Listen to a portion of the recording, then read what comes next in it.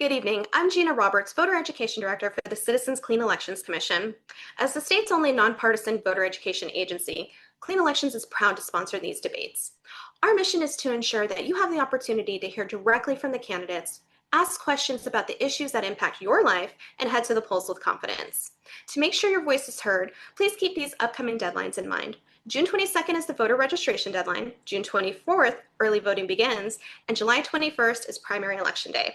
A quick reminder, all registered voters, including independents, are eligible to vote in the upcoming primary election. If you're watching this debate live, we want to hear from you. You can submit a question for the candidates at any time using one of the following methods. You can email debates@kc-a.com. You can text 480-769-9511 or phone 480-937-1253. Thank you for joining us and for staying engaged in our democracy. For more resources to help you prepare for the upcoming July 21st primary election, please visit our website at azcleanelections.gov. Enjoy the debate. Good evening and welcome to the Arizona Citizens Clean Elections Commission debate for the primary election in Legislative District 2. I'm Hank Stevenson, the founder of the Arizona Agenda, a daily newsletter that digs into politics and policy in Arizona. I've been a reporter for almost 20 years, and I'll be your moderator tonight. First, you're going to hear from the two Democratic candidates running for their party's nomination to the state Senate in Legislative District 2. That's Amelia Galatano and Daniel Toporek. Then we're going to switch gears for a conversation with LD2 Republican Senate candidate Timothy Ferrara. His opponent, Republican Senator Shauna Bullock, declined to participate in tonight's debate. As a reminder, voters elect one state senator and two state representatives from each legislative district. And Legislative District 2, which covers the north central Phoenix area, is one of Arizona's few truly competitive districts in the general election. So who voters decide to nominate in their primary election really matters. Here's how tonight's debate will go. Each candidate will start with a 90-second opening statement. Then we'll spend a few minutes getting to know who these candidates are as people. Then we'll dig into the core issues facing the district. We'll ask each candidate to explain how they would have voted on a real bill from this legislative session. And time permitting, we'll get into a round of rapid fire questions. Then we'll finish off with 90-second closing statements from the candidates. We're going to start with the Democratic debate, and at about 7 p.m., we'll switch over to our conversation with the Republican candidate for the state Senate. Okay, let's get started. Candidates, thank you both so much for being here. We're going to start with 90-second opening statements, and Dan, why don't you go first? Well, thank you very much. Good evening. I'm Dan Toporek, and I'm running for the Arizona State Senate in Legislative District 2. I'm a husband, a father, a grandfather, a veteran, and a neighbor. I grew up here in Arizona, went to public school here, and this is where my family's roots are. I spent 34 years in uniform, first as a Marine and then as an Army aviator. I flew combat missions, trained soldiers, and learned that real service means putting the people you serve ahead of yourself. After the military, I kept serving. I worked for U.S. Senator Mark Kelly, helping veterans, service members, and Arizona families get answers from their government. I later worked as an aviation safety inspector for the Federal Aviation Administration, where facts, judgment, and accountability mattered every day. I'm running because I believe public service still matters, and because LD2 families deserve a senator who is focused on them, not self-interest or political games. Families are getting squeezed. Housing costs are too high.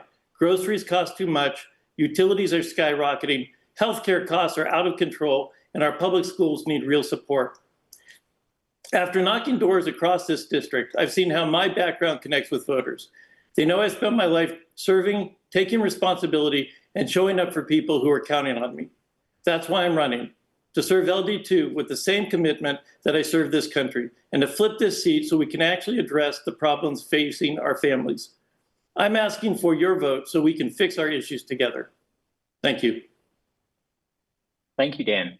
Amelia, same thing. Please tell voters a little bit about you and why you're running. Thank you, Hank. I'm Amelia Galatano. I'm a doctor, a professor, a research scientist, and a mom of two sons who I raised right here in LD2. People have asked me why I'm running, and honestly, I never planned to run for office. I had a fulfilling career teaching future doctors, caring for patients, and researching the causes of mental illness to come up with better treatments.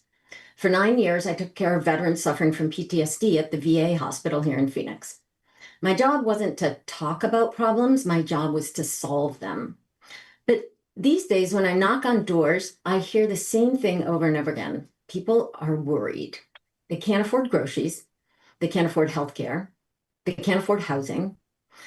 Families are worried about rising energy costs, our water future, whether public education will still be here for the next generation. And young people don't think they'll ever be able to buy a home. One voter I met was totally fed up. He practically screamed at me, "You politicians, you never do what you say you're going to do." And honestly, I understood his frustration because I agree with him. That's why I'm running. I am not a career politician. I've spent my life solving problems in medicine and research. We follow evidence, not ideology. We listen and we find solutions and we focus on results. Arizona's problems deserve a problem solver, and that's why I'm running to be your next senator in Legislative District 2. Thank you. Thank you very much. Okay, let's move on to our first round of questions. But first, quick reminder, you can submit a question for the candidates at any time. Do that by emailing debates@kc-a.com. You can text it in to 480-769-9511, or you can call it in to 480-973-1253. Okay. This segment is a little bit about who you are, not necessarily your policy positions, but what shaped you, how you think, and who you'd be if elected to office. Each candidate has 90 seconds to answer, and let's not do rebuttals in this round. So, Dan, we'll start with you again. Outside of potentially raising your family, what's something that you've built, started, or led that you're particularly proud of? And what did that experience teach you? Well, I served as an Army warrant officer, and one of the things that that's a small group of very detailed and skilled professionals. And what I did was I built a program within the Army that elevated the education system for warrant officers. It gave them an equal chance to serve at the level that they wanted and that the Army and the nation needed. Okay. Amelia, same question. What's something you've built, started, or led that you're particularly proud of, and what'd you learn from it? That's a great question. So about 10 years ago, I co-started with a group of colleagues, a Women in Medicine and Science group on our campus. After having been here about 7 or 8 years already, we didn't have one of these groups, and they are actually part of the national AAMC, American Association of Medical Colleges, objectives. And so a colleague said, why don't you have one here? She had just arrived from another university. And so we said, well, various reasons, but why don't we start one? And my colleagues all said, well, I really want to be part of it, but I can't fit this in right now. So we kind of decided, okay, I'll take this on. And it was incredibly inspiring. We were able to gather a group of people and start with just small gatherings, a monthly happy hour meeting where we could support other colleagues who were running into difficulties, had questions about how to go up for promotion. In academia, if you don't get promoted, you're out. So it's a really crucial step. And over a period of a couple of years, we were able to build this group into something that was one of the foremost leading organizations on our campus at the University of Arizona College of Medicine, Phoenix, where I've been teaching for 19 years. And the programs that we started are now landmark programs. We do a fall networking event that is open to everybody in the university and in the medical school community, from students, staff, faculty, everyone. And then we have a spring dinner, and we've been really honored to have people come like Governor Hobbs came and spoke, And actually, I would say that Mayor Gallego, when she spoke during our gathering, our spring dinner, which happened during COVID, so it was online, I would say that the words that she shared there about when she graduated from Harvard as an undergraduate, she didn't know that she should negotiate a salary. She just accepted the one that was offered to her. And that was really helpful for us because one of the things that we've been trying to achieve is salary equity. In medicine, like everywhere else, women are paid less than men for the same job. And when our dean heard the mayor of Phoenix say that she had that same experience, and that's known to be one of the criteria that gets people off in the wrong direction and leads to that salary inequity long term, he really listened. And this led to changes and a uniform salary decision-making structure for all faculty. And this has led to a much more equitable situation. So I'm really proud of that. I'm also proud of being able to use a very collaborative leadership style that's succeeded in engaging a lot of really busy people who were really invigorated and energized to make change. And we shared, like I said, those Okay. everyone. Thank you. Sorry, I do have to kind of cut you off there just to keep us on track. But I'll let you go first on the next one. So take us back to the moment when you decided to run. Where were you? What was happening around you? And what particularly pushed you over the edge? That's a great question. What the moment that I decided to run, I was invited by our former representative, Judy Schwiebert, who was our representative for 4 years here in LD2. She's much loved by all of our voters or residents here in the district. And I got to know Judy because I volunteered on her campaign, knocking doors many, many weekends in the last election, and had the privilege of learning about how she does it and how she really gains the trust and the appreciation of the voters, her constituents. So Judy invited me out to dinner at a local taco place, Taco Cinco, around the corner. And she said, Amelia, this is our chance to flip the legislature. The best chance we've had in decades. We can't risk losing this. I really would love, she'd asked me before to run at the end of the last election. And I said, I really have this other stuff that I want to focus on, these things I want to accomplish for heat, illness and resilience in our local community. But when she came back to me and she said, if you want to achieve all the things that you want to achieve, we need to change policy, and we can't change policy until we flip the legislature. Please come. We really need you. And I said, okay. And I'm super excited that I did. And I am so excited to move forward, flip the legislature, and hit the ground running with solutions for Arizonans. Okay. Dan, same question to you. What was that moment that pushed you over the edge? Where were you? What was happening? And what in particular did it? Well, I was watching TV and I saw the president's Oval Office meeting with President Zelensky of Ukraine. And I was very disturbed how our nation became the bad guy and was belittling an ally. And I thought, there's something I've got to do. And I was talking around to folks thinking, because I was at the FAA, so I was kind of non-political. The FAA doesn't want politics to get mixed into aviation safety. And so I was talking around with folks, and they said that Judy wasn't going to run this cycle. She had lost the last election, but I called her to see if she was going to run, and she said no. And so I've been all in since May of last year. Okay. Dan, why don't you start us off on the next question too? If you weren't running in this race, what would you be looking for in a candidate to get your vote? Well, I will tell you, the biggest thing that I want to see is somebody who lives my life. I live in the neighborhood in LD2, and I want somebody who represents me to reach out, to listen, to know my experience, not to live a totally different life than I live, and represent some other lifestyle.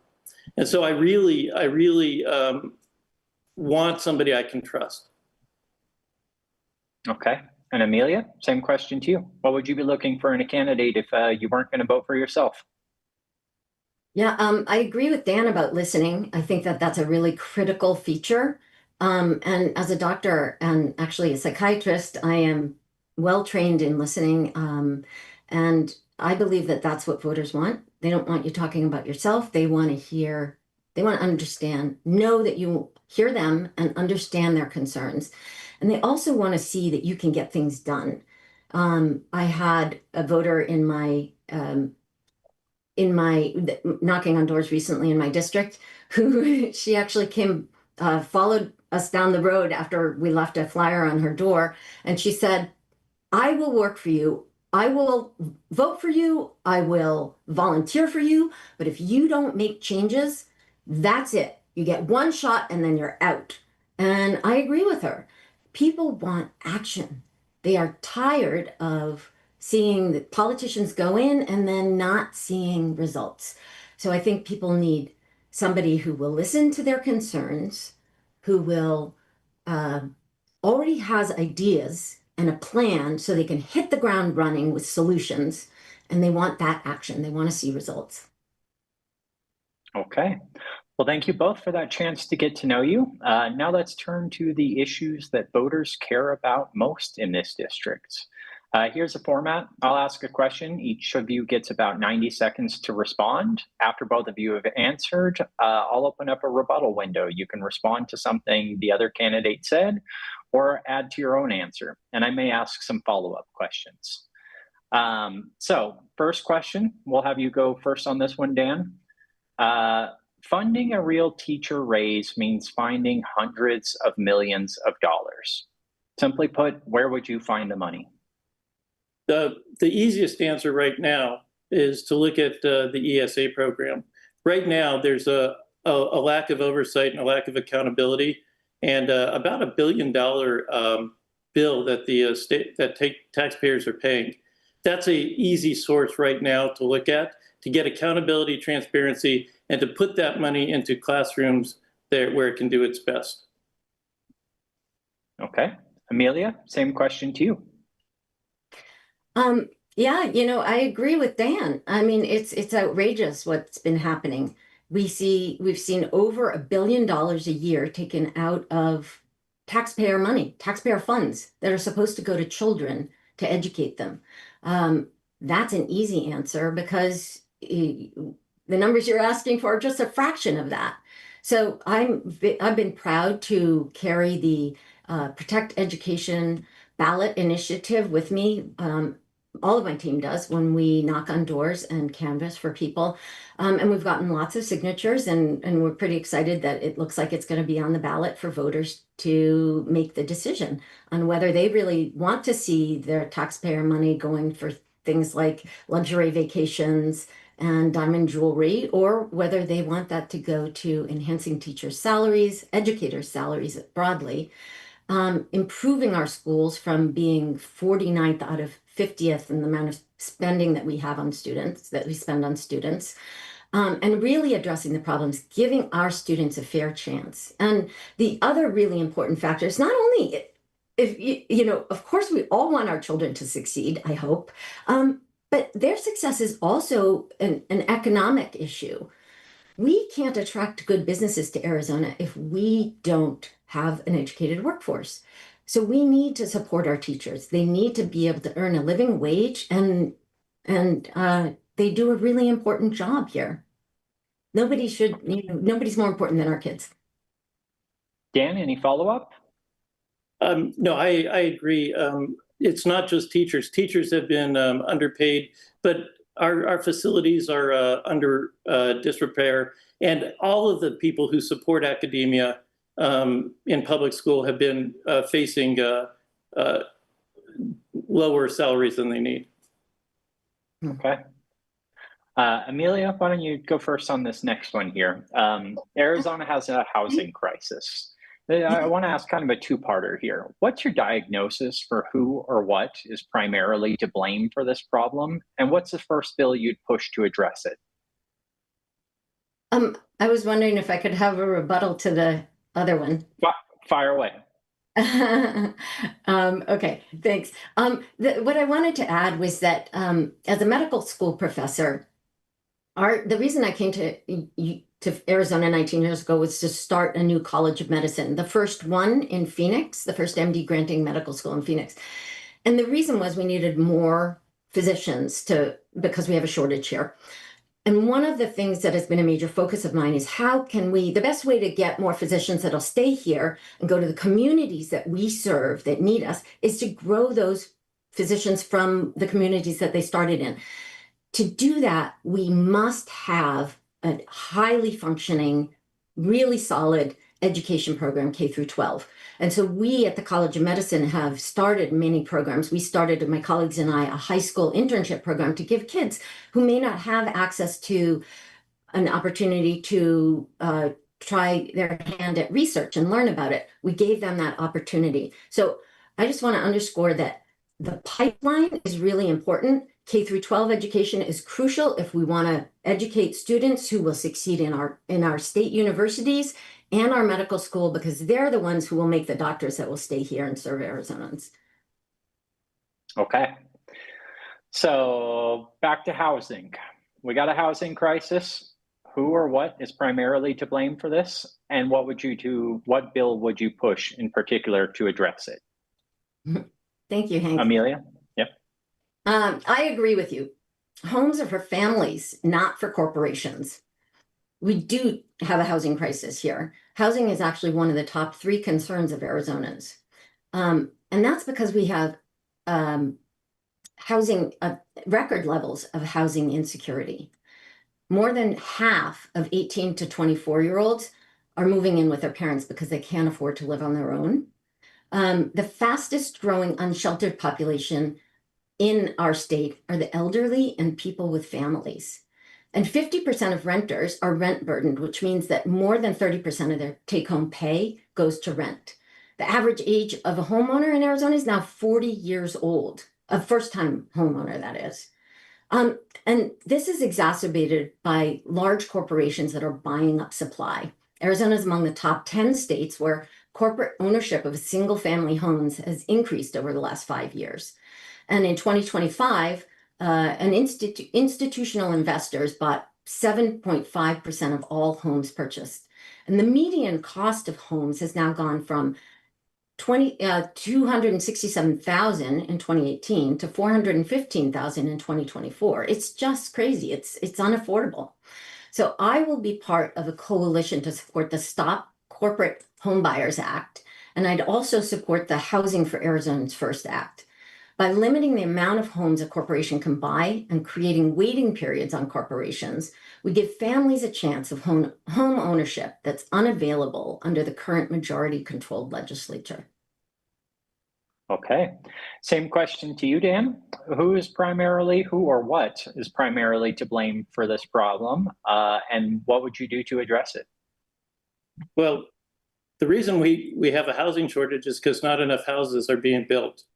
And there's multiple agencies and entities that are responsible for that. First, it is much more profitable for home builders to build larger, more expensive homes than it is for them to build lots of smaller family-based homes. So we can have policy to incentivize the building of family homes. Plus, there's a lot of problem we have with red tape in actually slowing the rate of building. The permitting process is, although good intended, is really too long. And that in the building industries, time equates to money. So if we could get more and more family homes being built, it provides great union jobs. It lowers the cost because supply will be better. And the government, the state government in particular, has the ability to incentivize that type of housing being built. Okay. Let's move on to the next question. Since you mentioned union jobs, I want to ask a little bit about data centers. Arizona's seen massive data center growth in recent years. Some Democrats say that they're draining our aquifers and driving up the price of power. Building union trades say they're providing well-paid union jobs that go to working Arizonans. So my question here, Dan, to you is, if given the opportunity, would you vote to pause new data center approvals in Arizona? I wouldn't vote to pause new data center approvals. What I would do is I would make sure we have legislation and statute that makes sure that those profitable entities are producing their own power. Let them produce their own power. And let's let them use the technologies developed so that they don't need to have quite such high water usage. There's lots of technologies that they can invest in that will allow them to do that without putting a burden on Arizonans' water or electrical supplies. Okay. Amelia, same question. If given the opportunity, would you vote to pause new data centers in Arizona? It's a tricky question, as you've mentioned. There's different interests here. One of the things that I'll note is, yes, building a data center does create jobs, but it's a very short-term creation of jobs. After they're built, when they could probably go up pretty quickly, they employ about 13 people to run a data center. That's it. So that is not a really good ratio of job production. So I would definitely hear all sides. Building data centers is not necessarily in my area of expertise, and I'm a big advocate of hearing all sides, talking to all interested parties, and definitely the unions. They have a lot of decades of knowledge, expertise, and experience that I frankly don't have. So I would go into listening mode and do a lot of that before making a decision on this kind of a bill. But I do want to respond about a couple of different things with data centers. Yes, people are worried. In my district, I'm hearing a lot of people worried about data centers. They're worried about the cost of the energy that they know that they're going to be using. It's going to be astronomical with AI coming on board, and it's only just started, as we know. They're afraid that the cost of that and building the infrastructure that the utilities companies are going to have to build are going to fall on them. And you know what? They're right. And so we have to be very careful in enacting laws that make sure that won't be the case. And we already know it will, because Attorney General Mays has already talked about this. She's shown the equation that they use to figure out what the rates are of utility users. And the rate is directly determined by the amount of infrastructure they build. So they're building infrastructure, we're paying more. We got to watch out for that. We got to have real limits. Yes, they say they're not going to use more water, but I would need to see exactly how they're going to achieve that. And then I love the idea of them making their own energy, but what they're proposing right now is using methods that are polluting, using liquefied natural gas and burning that. That's going to drive temperatures up in communities, and it's going to also add to the pollution that we already have. And as a doctor, I can tell you, we know that particulate matter and pollution, smog, plus heat, which we all know we have a lot of here in Arizona, put them together, and it's not just additive in the way it affects people's health. It is synergistic. We already have enough problems with people that are suffering from COPD and emphysema and children with asthma. We don't need to exacerbate that problem. So there's a lot of things that have to be looked at. Okay. Dan, you want to add anything or respond to anything from that? Yeah, I do agree that we don't want them burning fossil fuels. But listen, we're the Valley of the Sun. There is so much potential for solar production here, and data centers could be on the leading edge of solar storage as well. So they could actually develop technologies that all of us could benefit from. It is true that they don't produce many long-term jobs,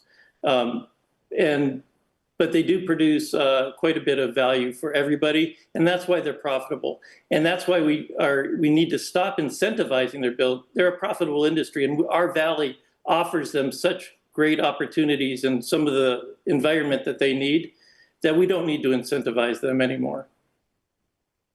Okay. Let's keep this moving.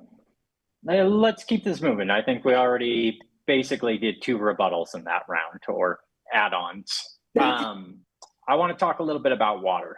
This ties into the data center question to some degree, but I want to talk larger scale.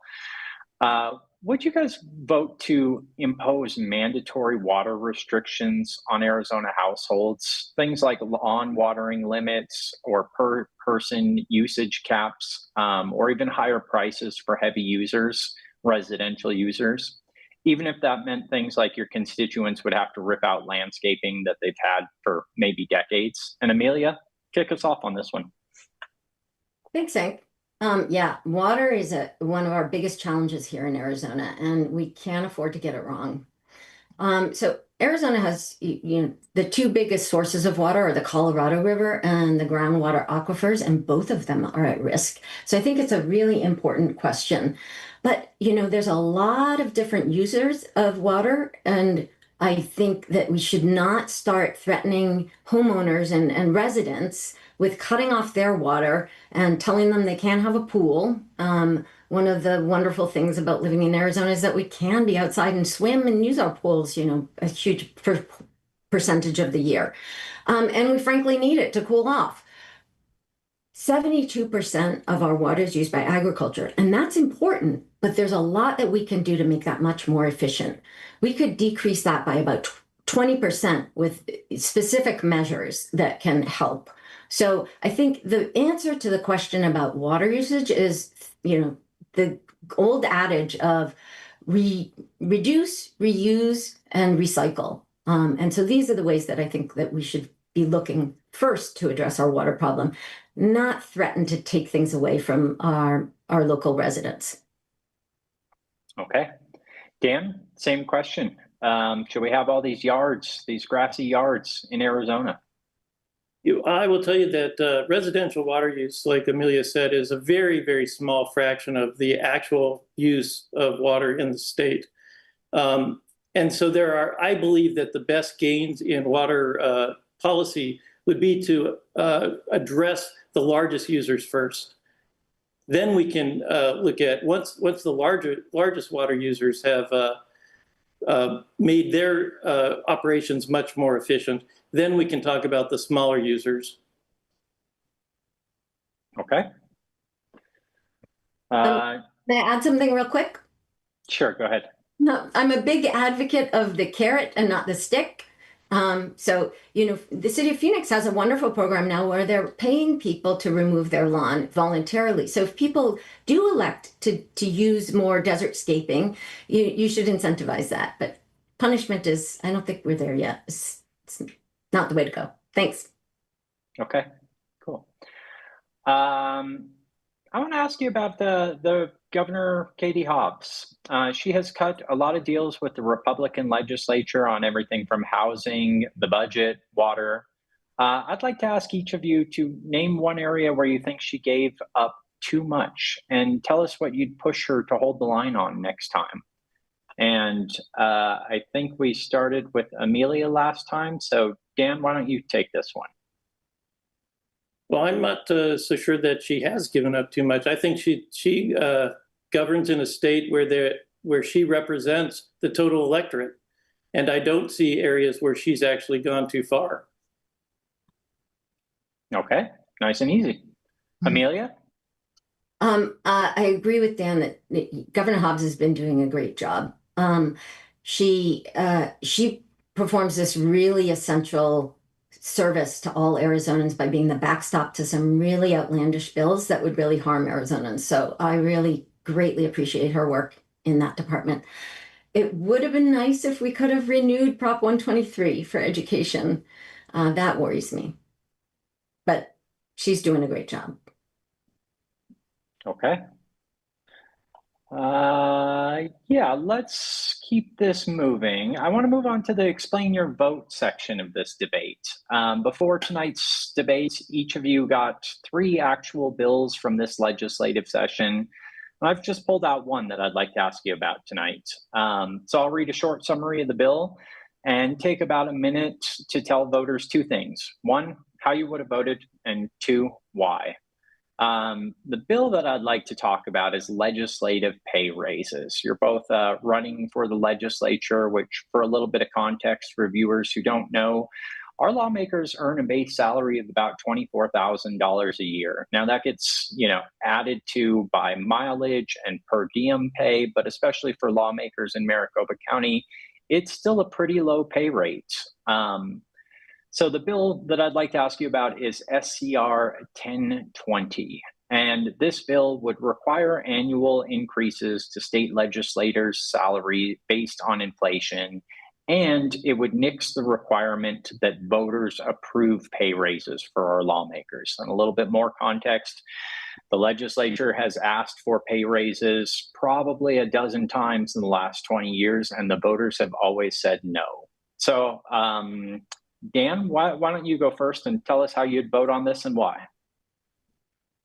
Well, I will tell you that legislative pay I believe is very important for attracting folks who aren't necessarily in a position where they can give up a lot of work time. So I do believe that I would support a pay raise. I would be willing to support a pay raise after I leave office. But it's very important. Everybody who works in making things good happen for the state deserves to have a working wage. And if we want to attract young folks whose ideas are of today and not retired folks who are thinking about 30 years ago, we need to be able to pay legislators a good rate and get them so that they can actually support families doing so. So yeah, I would support that. I do believe that it should be the people who vote, but I would advocate for that, yes.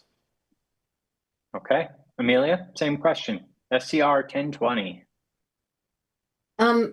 Yeah, thank you, Hank. I totally see the arguments for increasing legislator pay. You're right. I don't think anybody can live in today's society on $24,000 a year. It's just not feasible. And if we want to have a legislature that represents people across the age spectrum with a diversity of types of experiences, different types of jobs, then we need to address pay so we don't end up limiting the position to just, retired people, as Dan mentioned, and or people that have a spouse that can support them, or they happen to be independently wealthy. The problem that I have with this proposal, though, is, right now, we've got bigger fish to fry in the legislature than a legislative pay raise. Arizonans are really suffering, and with this affordability crisis, they can't afford anything. And the fact that we've taken it to voters so many times and they've always said no, I think really tells us something. We've got to listen to the voters. So I would have to say this is not the time. So let's focus on how we can help Arizonans with housing prices, gas, electricity. As your state senator, these are the issues that I would care about. And I just have something to add. Please. One of the problems that we've had in Arizona is the short-sightedness. We've always been looking at today and not at tomorrow. We have to encourage folks to come into the legislature so that they serve. If we don't have the courage to put our necks on the line and to actually do good for the future, it won't ever get done. And so I do believe that it's our job as a legislator to actually convince the people why it's in their interest. If we just keep kicking the can down the road with all of these problems we've seen, we don't get solutions. Okay. Yeah, I think, may I respond? Please. I agree that it is our job as legislators to educate the people, not to tell them what to do, but to provide information. And that's hard right now because when people are spending all their time working, when they need to hold two jobs, it's hard for them to pay much attention to the legislature. So that is a challenge, but I think it starts again by listening. When we're knocking at voters' doors, to talk to them about these issues and to listen to their concerns first. And it's only after they've been listened to and they can share their concerns and really feel like you understand them, that they'll be able to hear your teaching. Thank you. Okay, let's move on to some rapid fire questions. These are basically yes or no questions. Please take 15 seconds or so. You can add a short for reason, a kind of explanation if you want, but try to keep it tight. I'll ask 3, maybe 5 questions, and just for simplicity, let's have the candidates keep going in the same order. So Dan, you respond, and then Amelia, you follow up. First question, should abortion be legal up until birth? And that's for you, Dan. I believe that abortion is a woman's choice to make. But I do believe that we have a responsibility to the community, and that as a community, we can make a decision on at what point an abortion is an abortion and at what point the baby is viable and should be delivered. Okay. Amelia? Yeah, I think it's kind of a moot point because doctors aren't going to perform an abortion if the baby's viable. That just doesn't happen. But as a doctor, I also want to say that these are complicated issues. It is not simple. Politicians like to jump in and say, oh, we can put an arbitrary timeline here. This is allowed, this isn't. It doesn't work like that. You can't anticipate every problem that may happen. What if the mother's life is in danger? What are you going to do then? It's okay to let the mother die, then the baby's going to die too. So I don't think these are decisions that politicians should be making. Decisions about people's personal health care should be made by themselves and their doctor. Okay. True or false? And I think we touched on this, but true or false, Katie Hobbs is too moderate. Dan? No, I don't believe that she's too moderate. I believe that she's actually somebody who leads a state. She listens to the people and she makes determinations on what's best for them based on what they say. I don't believe that she's too moderate. If we look at our political environment, the reason that we're struggling so much is because the arguments are always on the extremes, and yet the solutions are always in the middle where we help people the most. Okay, same question, Amelia? I would agree. I don't think Governor Hobbs is too moderate. I think she's, like I said, done a really important and heroic job standing up to some extreme bills from, talk about extreme, some really extremist bills that would have severely hurt Arizonans. So I appreciate that. Okay. Next question. Who's a better senator for Arizona, Mark Kelly or Ruben Gallego? Dan? Well, I will tell you, I'm a little bit biased only because I worked for Senator Kelly. He was one of the best bosses I ever had. But I respect Senator Gallego as well. I think the two of them actually make a very good team. And so I don't know that there's necessarily an answer of who is best, but they both work in very different ways. And I enjoyed the fact, when I was at the Pentagon, oftentimes I'd go up to a general, and I'd say, hey, General, 2 + 2 = 4. And the general would look and say, well, I think I'm going to go with 5. Mark's not like that. Mark, if you show him the data, he understands what the best answer is, and he answers it that way. I really enjoyed my time, but I respect greatly what Senator Gallego does and how he stands up for the Arizonans the way he does. Okay, Amelia, same question. Yeah, I think that's like asking a parent to choose between their children. As a mom, I couldn't do that. They have, I have 2 sons. They both have very different personalities. I love them both. I greatly appreciate both of our Arizona senators. They've been doing a phenomenal job protecting the interests of Arizonans. I don't think I could choose. You both threaded that needle like a veteran politician. Okay, if Donald Trump were impeached and J.D. Vance became president, would America be better off or worse off? Dan? Well, I will tell you, it's complicated because they're dangerous in 2 different ways. I see President Trump as stealing from this nation out in public. I see Vice President Vance probably instead of being quite so outwardly divisive, he would be divisive in ways that weren't in the public's eye. So it depends on which you think is more of a threat. Somebody who's right there in your face, showing you how bad they can be, or somebody who's behind the closed doors, plotting against what's in the best interest of the nation. Okay, same question, Amelia. Yeah, I would tend to agree with Dan that, Donald Trump, President Trump, he doesn't hide his cards. He says the quiet stuff out loud, and we all know what's happening. Vice President J.D. Vance is, he's very intelligent, and he says one thing while doing something that seems completely the opposite. Claiming to be a Christian and advocating for war and killing people is inconsistent and very dangerous. He is very charismatic, although they both are. The other thing that the problem with if he took over, we would be in a worse situation because he could run for more terms. Donald Trump has already expressed the desire to do that, but hopefully we can prevent such an outright violation of our Constitution. Okay. I want to talk a little bit about infrastructure.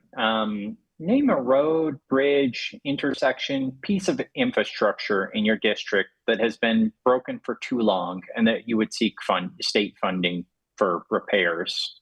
Dan?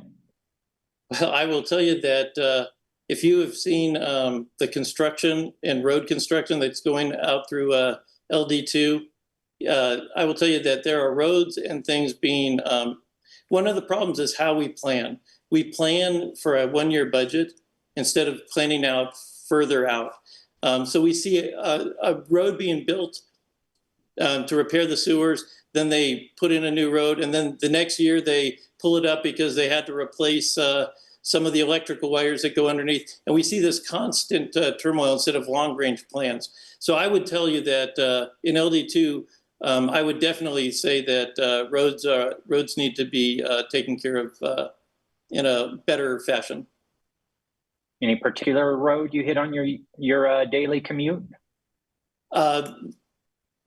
I don't have a particular road in particular that it just goes all over the place and across the state, actually. But in LD2 in particular, we've seen a lot of construction and a lot of road construction in particular. Amelia, you got a pothole that drives you wild? Well, road construction is a good thing. I think, we can thank Biden for putting money that allows us to focus it on infrastructure. On 7th Street, going north from Coral Gables, right next to Moon Valley Park, there's an area, low area where the drainage on both sides crosses the road. And whenever we have a flood, it floods, and you're constantly hearing about people who's, they decide they're just going to try to get through it without going around because it's such a long way around. And then they get stuck and their vehicle needs to be towed and gets all kinds of damage from water. But I think it exemplifies a problem, which is, we're having increasingly erratic weather and more extreme weather.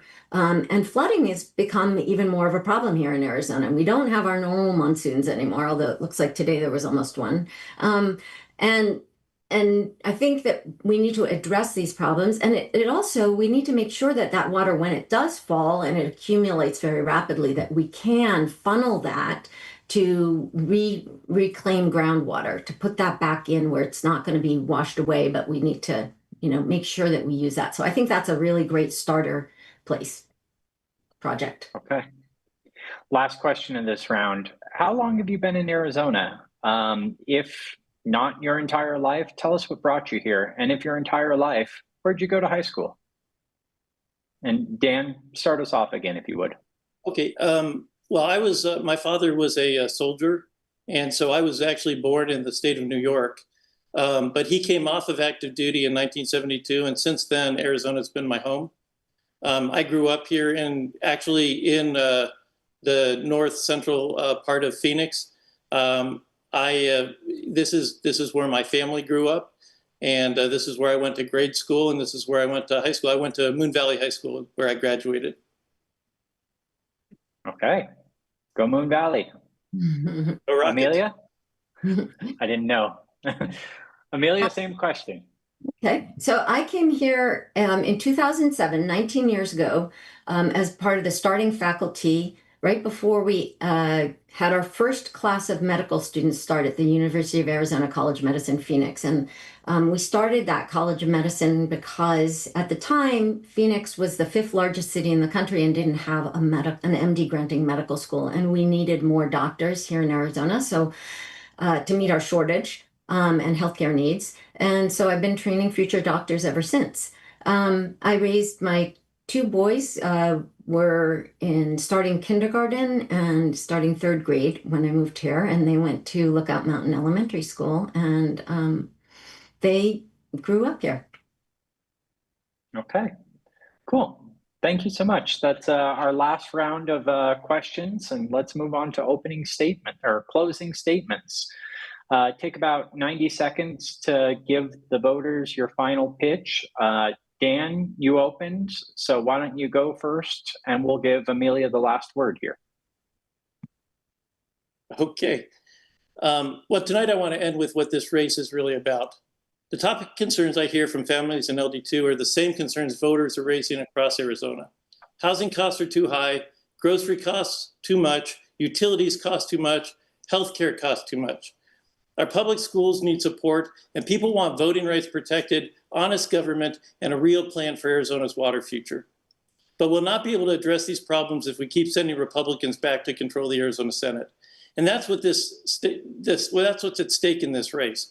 To win in November, we need a nominee who can bring Democrats together and also connect with families across LD2, including independents who lean to the right, veterans, working families, public safety families, and voters who want serious, steady leadership.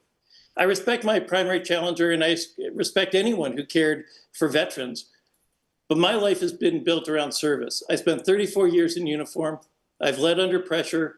I worked for Senator Mark Kelly, helping veterans, service members, and Arizona families get answers from their government. And like a lot of families in LD2, I still pay a mortgage. I watch the bills, and I understand how rising costs are not just numbers on a chart. They mean saving less, putting things off, and having to choose between things our families across this district really need. I'm running to win this seat, to flip the Arizona Senate and serve this district with the same commitment that I serve this country. I'm asking for your vote. Thank you. Thank you very much, Dan. Amelia, final word. Thanks. The truth is that people are really frustrated right now.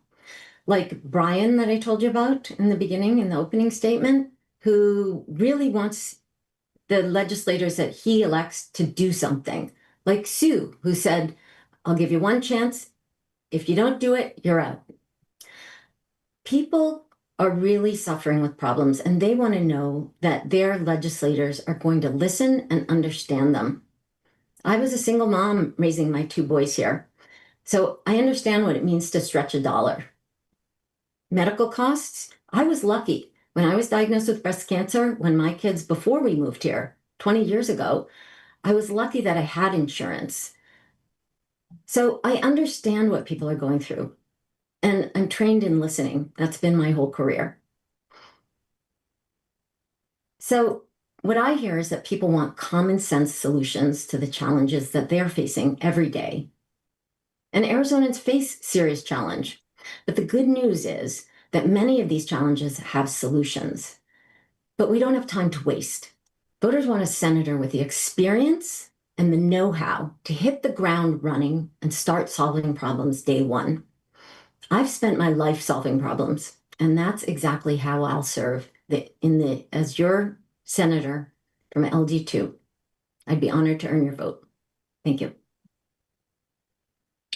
Thank you both so much. Okay, that concludes tonight's Democratic primary debate for the State Senate in Legislative District 2. To our candidates, thank you so much for making the time to be here tonight and to speak directly to the voters. To our voters, thank you for tuning in and informing yourselves ahead of the July 21 primary election. And for official voter information, please visit azcleanelections.gov. The Republican primary election conversation for the state Senate seat in the same district will begin at about 7 p.m. So stay tuned with us through this short break.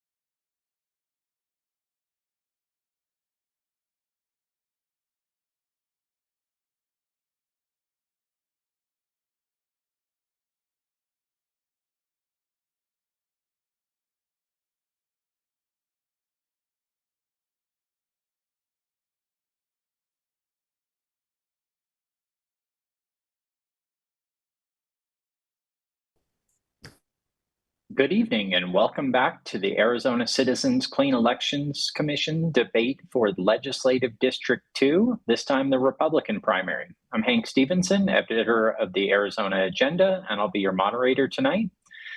We're going to hear from Timothy Ferrara, one of the two candidates running in the Republican primary for the State Senate and Legislative District 2. His opponent, Shauna Bullock, declined to be here tonight. Because of that, we'll be doing a Q&A with the candidate rather than a debate format. As a reminder, Legislative District 2 covers North Central Phoenix, and it's one of Arizona's few truly competitive legislative districts in the general election, meaning either party could take this seat. So here's how the Q&A format will go. We'll do a 90-second opening statement, then spend a few minutes getting to know the candidate as the person. We'll dig into some issues, some of the core issues facing voters in this district, and we'll get into some rapid fire questions before closing out with 90-second closing statements. And let's just get started. Tim, thanks so much for being here tonight. Hey, thanks for having me. Yeah, glad you could be here. Sorry about that, the delay. How's it going? My name is Timothy Ferrara. I'm a homeowner, taxpayer, and an information technology specialist for over 25 years. I moved to Arizona in 2006 from Long Island, New York, because I felt, Arizona was the right place for me. I was coming out here for years as a kid. I love the fact that, there was a lot, everything it stood for, the freedom, the opportunities, the personal responsibility, and limited form of government. And that's, today is what I feel is under pressure, so we need leaders, that stand up for election integrity, secure our communities, protect taxpayers, and keep Arizona from becoming the next California, in my opinion. The reason I decided to get in this race is I feel that the incumbent has lost touch with the grassroots. I'm a precinct committeeman, a state committeeman, so I'm out every day, knocking on doors, talking to voters, talking to fellow precinct committeemen, and we all feel the same way. So that's the main reasons why I decided to put my name in the hat and run for Arizona State Senate for LD2. I also chose to run on clean elections, so I actually am a clean elections candidate. So I wanted the voters to know that I answer to them, right? I don't answer to lobbyists, special interest groups, or anything like that. The voters are my boss. So that's why I'm looking to run as well as a clean elections candidate. Not beholden to anybody except for the voters. Awesome. Thank you so much. And before we get into policy questions, a quick reminder, if you have questions for Tim, you can submit them anytime. Email debates@kc-a.com. Text them in 480-769-9511 or call into 480-937-1253. Okay, Tim, first round of questions is really about you. Not so much policy stuff, but what shapes you as a person and who you'd be if elected. So first question, take us back to that specific moment you decided to run. Where were you? What was happening around you? What particularly pushed you over the edge? So there were a few times where, I've talked to friends, within the district, that I do, that are fellow precinct committeemen, and we've had our conversations about things that we didn't like. And I always said, I should run, right? I'm a smart guy, I have the integrity, likable. And it was really after one of the housing bills that came out, where I was like, okay, the will of the people were, they said no to the bill. And then a bill got introduced to strip those rights away from the voters of what they wanted. That's not a conservative value. So was the straw that broke my back. That was the straw that got me. That's what made me decide to get in the race. I put my name, I think, back in March of 2025 is when I filed for my paperwork. Was that a bill introduced by Senator Bullock? Yeah, from the incumbent, yes. Okay. Tell us a little bit about the hardest period in your life. How did you get through it? And what did it teach you about yourself? I mean, the hardest period of my life was back in 2024. My mom passed away suddenly. She had a heart attack, and I was getting ready to go to bed. all of a sudden I get that dreadful phone call that I always said that was that I never wanted to get. My sister called me up. It was about 11 o'clock in the morning on Valentine's. It was still Valentine's Day here, but February 15th in New York, and got that phone call that my mom had a heart attack and passed away. And ever since, I realized that life's too short to be stressed and angry about things, right? You got to start letting things roll off your shoulders. Got to grow up, right? So, it changed a lot of my perspective. It's helped me in my career recently.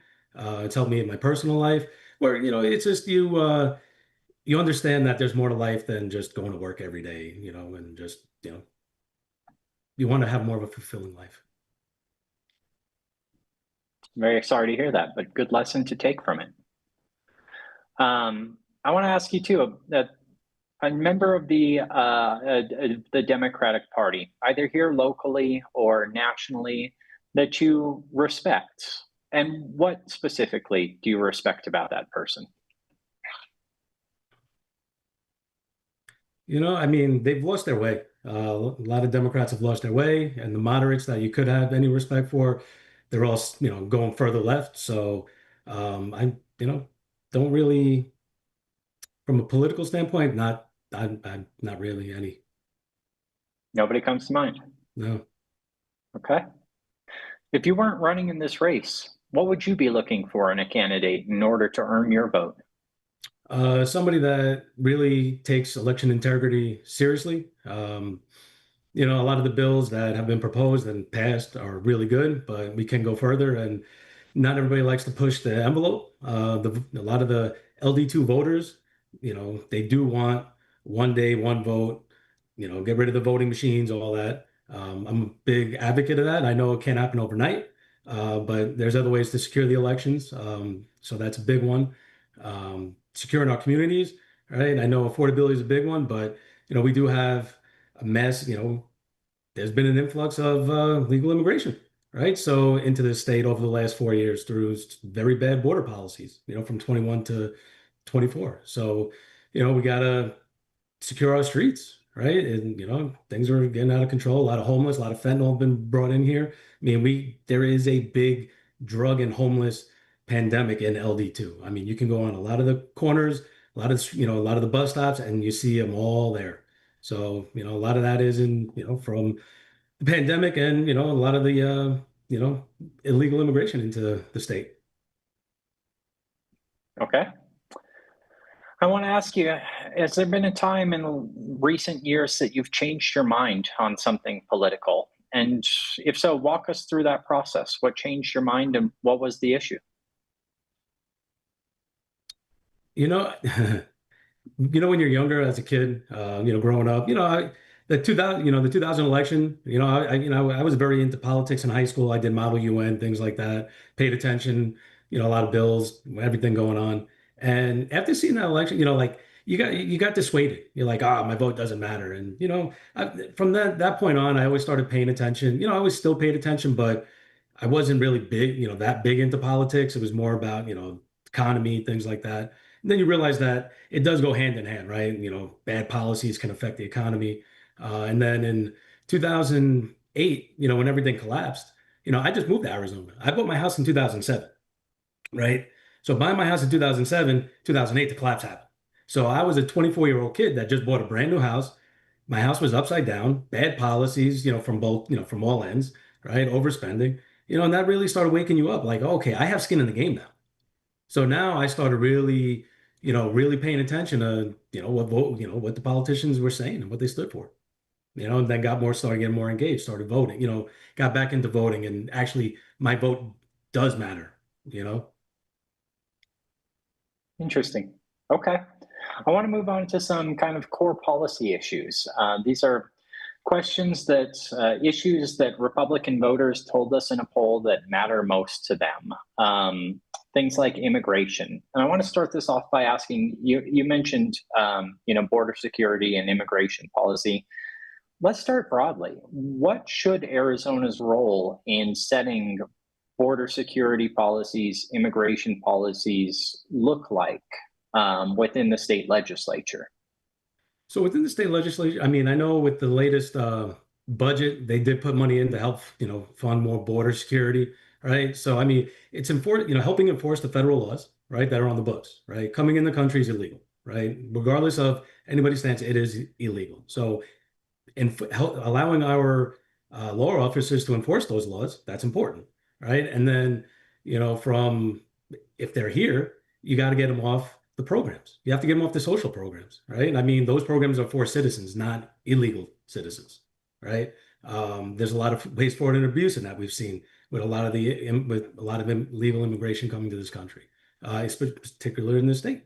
I mean, the Medicare budget has exploded since 2019, partly due to COVID, but then we had a major influx of new people coming into this country that have been getting benefits on the taxpayer dime. So those are things that we really need to look at, and even go a little further. Through an Arizona Doge program, and we start really narrowing down into the wastewater and abuse of these programs due to illegal immigration. Also, getting any illegal voter off the voter rolls, right? Any illegal citizen that's possibly on the voter roll, got to get them off. Okay. I want to present you with a little hypothetical here. Let's say a city in your district votes to block or oppose a new ICE facility, detention facility, from being built within city limits. And let's say the legislature has a bill up to override that vote. How would you vote? How do you weigh, and what I want to hear here is kind of like, how do you weigh that local control versus, your desire to have strong immigration and border policies? I mean, I would be for that detention center, right? Because I mean, it is best for the city, right? It's best for the district, right? If you have an influx of crime, drugs, gangs, and we can use these facilities to house those criminals, to get them off the streets, put them in detention, and get them out of here. I mean, that's what that's what a safe neighborhood is. Okay. Let's talk a little bit about housing. What specific bills, policies, ideas would you back to address Arizona's housing shortage? I mean, definitely, I know there is a shortage. I know recently one of the regulations that Hobbs was putting out out on the East Valley, I believe in Queen Creek, with that got overturned. So now builders are going to be able to build more housing out there. So that's going to help with some of the flow of houses into the state. But here in this district, we have a lot of apartments. So we need to cut the red tape on building, right? There's a lot of vacant land. We need more houses, less apartments, right? And we need starter homes. Like, I bought a starter home in 2007. My first home was not meant to be my forever home, and it's turned into my forever home because of the 2008 financial collapse, right? I wasn't going to short sell my home, but I bought a starter home, right? And my goal was to move up and move into different move into different either neighborhoods or different areas of town. But, I've been here since 2007 in my starter home, and it's perfect, right? This is a perfect home for a family just starting or a young professional in his career starting, right? And we need more of that, right? We have a lot of young kids that go to college, then, they got to move back in with their parents. Everything's, college is expensive. Now they can't afford a house because they got to pay an over bloated student loan, right? For a degree that they probably can't get a job in, right? Because they were sold something wrong. So we have to figure out how to cut the red tape, get more builders involved, use some of this vacant state land instead of for apartments right here on 19th Avenue. Instead of using it, vacant land for housing, they use it for apartments, right? So now you have everybody paying high rent still. So you're not helping the affordable and the housing crisis by building more apartments. You could build more affordable, townhomes or single family homes in some of this vacant land right here on 19th Avenue, right across the street from Turf Paradise. What about Airbnbs? Arizona law currently blocks cities from capping the number of short-term rentals within a town's limit. Would you want to vote to overturn that and return that authority to local governments, or does that seem like it's an overreach on property rights to you? I think it's an overreach on property rights. Unfortunately, and there's a lot of HOAs in this district, so unfortunately, people have to hold to the HOA rules. So if the HOA rules say you can't have that, right, that's something that the homeowner has to fight. But in areas that don't have HOAs, yeah, they should be able to rent it out. I mean, that's part of, you know, property rights, capitalism, right? You know, if I have two houses and I want to rent one out as a vacation, you know, as a week to week rental, I don't see a problem with that. Still putting money into the community. Okay. What about institutional investors? Like we've seen a lot of Wall Street investment firms buying up single family residential homes in Arizona, which, you know, at times they're outbidding families for starter homes. Do you think we should cap or restrict institutional investors from buying single family homes? You know, and I mean, again, you know, it's not about regulating, but we have to make more affordable housing for younger people. I know, I mean, they've been buying everything up, right? They caused a lot of this affordability problem, right? I mean, you know, you can't take it from them because you can't seize property from corporations, right? That's just not, you know, it's not the American way. But we do need to be, you know, mindful that you can't always have that, right? So I don't think government regulation stops that, but there does need to be, yeah, maybe a cap on what, you know, Blackstone or BlackRock can buy up because you are taking away the American dream from people. Interesting. Okay. You mentioned earlier on about election integrity being a big part of your campaign. What does that mean to you? And what kind of fixes would we need to install in the state of Arizona to have a perfect election system from your point of view?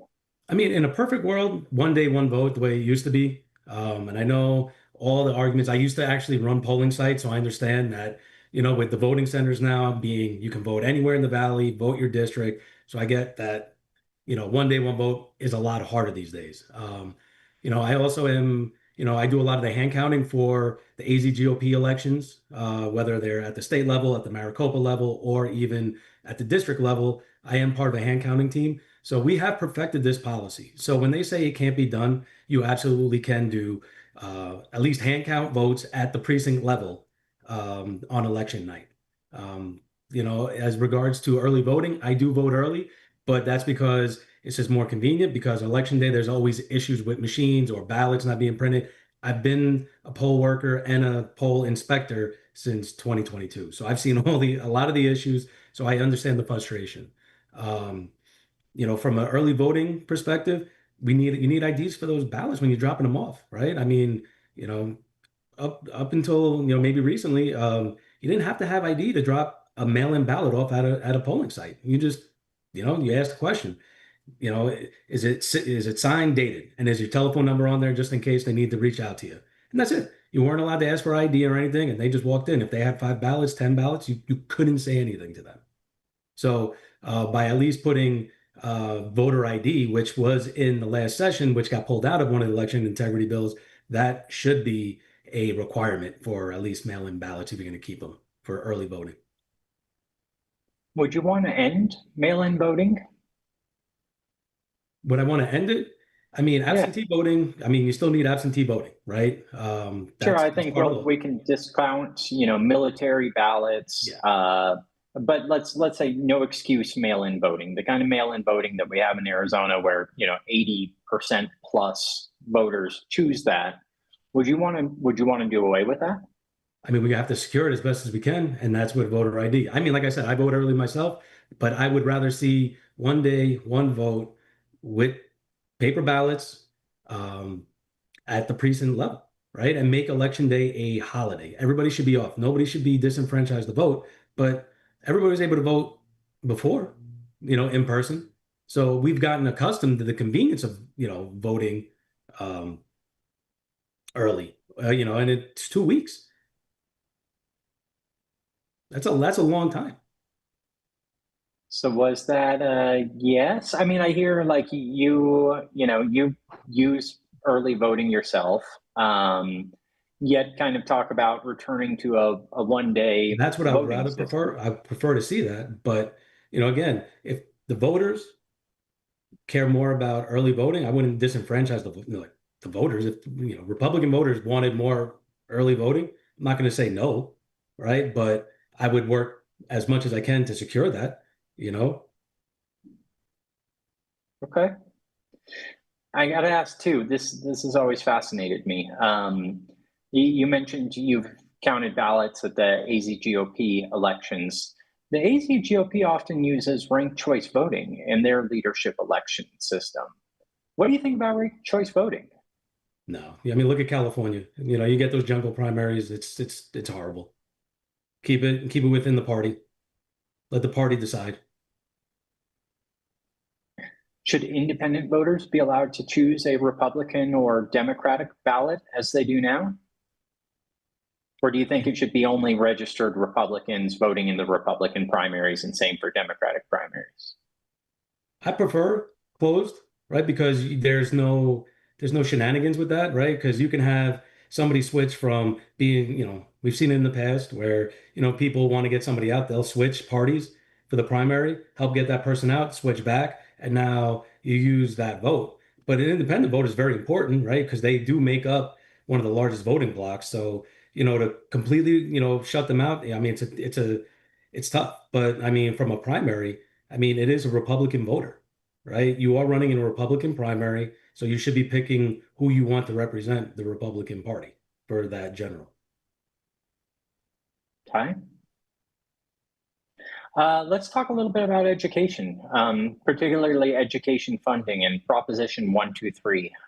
That expired last year. That was a state land trust, additional drawdown from the state land trust to pay about $300 million a year into our education system. Currently, the legislature is backfilling those funds from the general fund, and we're not doing that additional draw.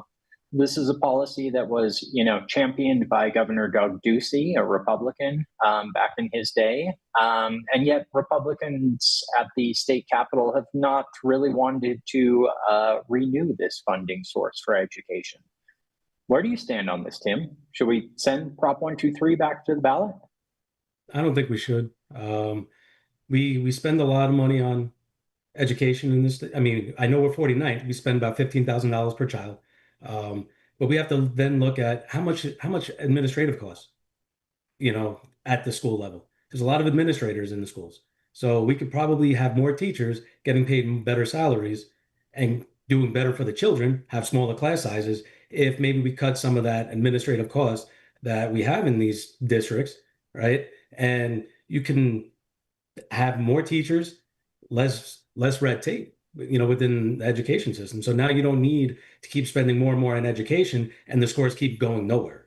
So, if you have good teachers getting paid based on cutting some of that administrative waste in the schools and the waste, because I guarantee if we audited that, we'd find a lot of waste, fraud, and abuse in the school system as well.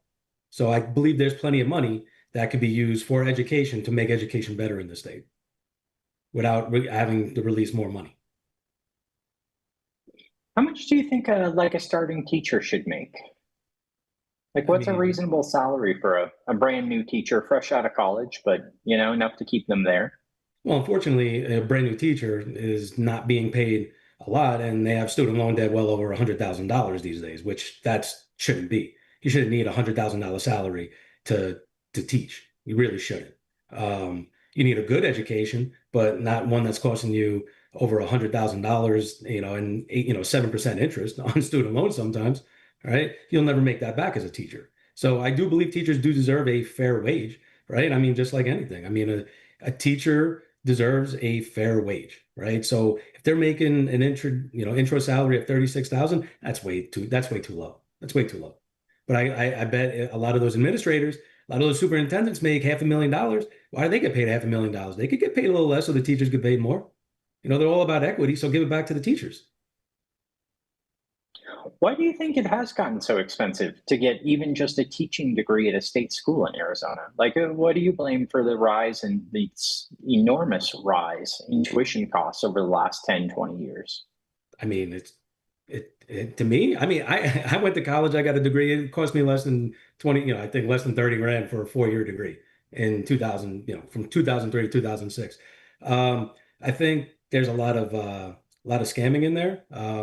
I mean, think about ASU. ASU starts forcing freshmen all to live on campus. Why? Why do they all need to live on campus? If you live in the state, you don't need to live in, if you can get to school, so that's driving the costs up, right? Then, they want to, the housing costs go up. Then they say we got to pay the teachers, but then they make all this money through other avenues, through endowments and sports and everything like that. So why is it that expensive, right? The student loan program, they give loans out to everybody. They just up the price. Okay. So there's an issue. There's a bigger issue of why college is very expensive. And in my opinion, this is why most people should not go to college anymore. Go get a trade.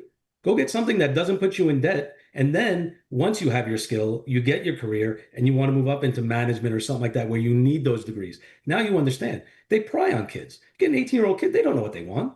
And then, they sign on the dotted line and the next one comes in. I had plenty of friends that were loan administrators, and that's what they were told. Anybody that calls, just as long as they got a social security number, give them a loan. We don't care if it's qualified or not. We don't care what their major is. Just hand them out like candy. And that's why you have a very large student debt right now. I mean, I know people that went to college for basket weaving. What do you do with basket weaving? Seriously, they went to college for basket weaving, and then they complained they had student debt and they couldn't find a job. Come on. All right, let me ask you. Governor Hobbs has become known as the veto queen in Arizona for breaking all previous records of vetoes, and all of those bills, almost all of those bills, have come from Republican lawmakers. Are there any vetoes that she's issued that you agree with? If so, what? Why? No, I mean, she's purposely sabotaging the Republican agenda, right? I mean, that's what happens when you have a split government. So I don't think she had any good vetoes, to be honest with you. None of those bills have been. You would have voted for every bill that went to her desk? Most likely, yes. Okay. All right, we're getting close to the half hour. I want to move on to some rapid fire questions here for you. You ready? Yeah. Okay. Did Joe Biden legitimately win the 2020 presidential election? I mean, there was definitely a lot of shenanigans that you can question that, but they said he was he was the president of the United States and declared him the winner. Okay. Who would have been a better governor for Arizona, Kari Lake or Karen Taylor Robson? Kari Lake. Who do you think is a better senator for Arizona, Mark Kelly or Ruben Gallego? Neither. You got to They don't pick have the one. interest. They don't have the interest of Arizona. They got the interest of their own pockets. They're in DC. They don't care what goes on over here. They go to their fancy dinners. They get paid by the lobbyists. Man, they don't care about Arizona. Okay. Well, that's about all our time. I want to give you some time to make your closing case to the voters. Take about 90 seconds or so to just ask for that vote. Tell them who you are, why you should deserve their vote. Like I said, I am a clean elections candidate. I'm running, it's completely grassroots. I was funded by the people. I'm for the people, right? So I take no corporate money, no lobbyists. I am here to serve the people. I talk to everybody all the time. I know what a lot of the issues are. I've listened to so many people. I've knocked on the doors. I've done the work. I've asked for your vote. You've helped me get on the ballot. So please help me get through the primary, right? I mean, I will work for you. I live in this community. I've lived in this community since 2007. So I will fight for everything that I know that you're looking for in a candidate. I'm always will be available. My door will always be open to every voter in this district. So my name again is Timothy Ferrara, and I am running for Arizona State Senate LD2. Awesome. Well, that concludes tonight's primary election debate and conversation with Timothy Ferrara for the State Senate and Legislative District 2. Thank you, Tim, for taking the time to be here. We appreciate it. Voters, thank you for taking the time to tune in and inform yourselves ahead of the primary election. For official voter information, please visit azcleanelections.gov. And thanks again, Tim. All right. Thank you for having me. Have a great